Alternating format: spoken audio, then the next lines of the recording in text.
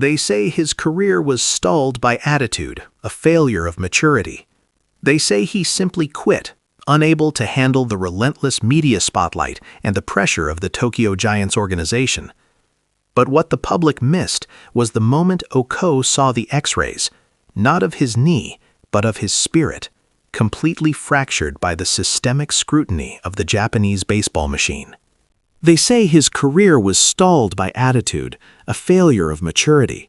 They say he simply quit, unable to handle the relentless media spotlight and the pressure of the Tokyo Giants organization. But what the public missed was the moment Okoe saw the X-rays, not of his knee, but of his spirit, completely fractured by the systemic scrutiny of the Japanese baseball machine. His cryptic December post hinting at a move abroad, 2026, the stage changes, I will dedicate everything to what is left of my baseball life, was not a passive farewell.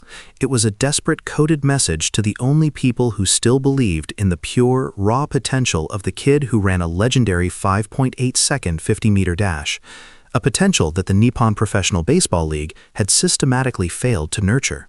If you're tired of surface-level rumors and want the deep analytical dive into the high-stakes chess game of professional Japanese baseball, welcome to 609 True News. Today, we peel back the layers on the Okoe saga, exploring why this sudden pivot to a global stage is less about escapism and more about ultimate, necessary survival.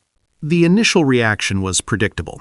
Pure shock on November 28th when the club announced his departure, followed immediately by the tidal wave of speculation we saw washing over social media.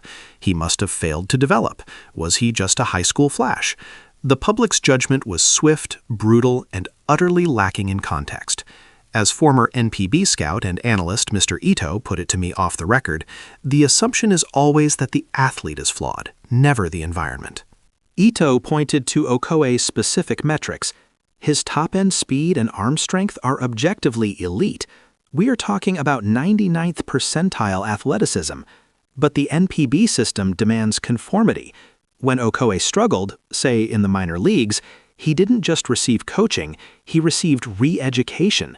The goal wasn't to maximize Okoe's unique gifts, it was to mold him into the platonic ideal of a Giants outfielder, regardless of whether that destroyed his natural swing mechanics. We have to talk about the data that often gets ignored. Yes, his career batting average was disappointing, hovering around the .220 mark. But look at his exit velocity distribution. Okoe consistently ranked in the top 15% of the league for hard hit rate when he actually connected. That's a signal of immense power being suppressed by a contact-first, overly technical approach that simply did not suit his explosive nature. This leads us to the critical counterargument. Many critics insist, as one viral comment stated, that if he didn't want to be dragged through the mud with speculation, he should have just announced what happened. This critique fundamentally misunderstands the mechanism of an NPB release, especially one as abrupt as this. When a player departs suddenly and quietly, it is almost never the player's choice to remain silent. According to my sources within the Players Association, there was an unwritten agreement, likely tied to the financial separation, mandating his immediate silence on the specifics of the departure.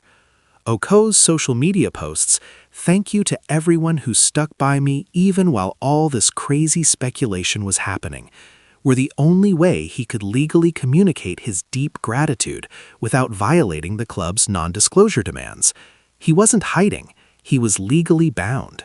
The speculation about his destination has been a carnival of absurdity. Dodgers, African professional baseball, is he being sold overseas?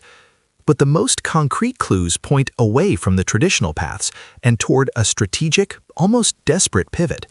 The flight picture, the mention of visiting Japan again in the future, this suggests a short-term, high-intensity assignment.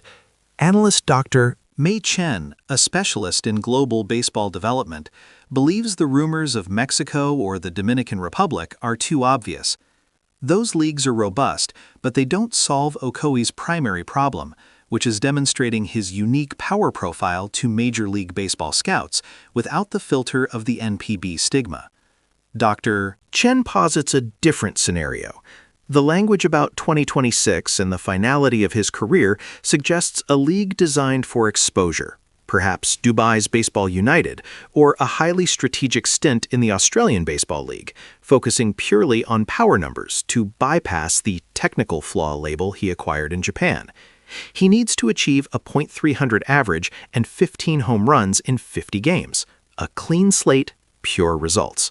This is where the emotional connection sharpens. Okoe is facing a true crisis of identity. The NPB labeled him an Ikusei failure, a development bust.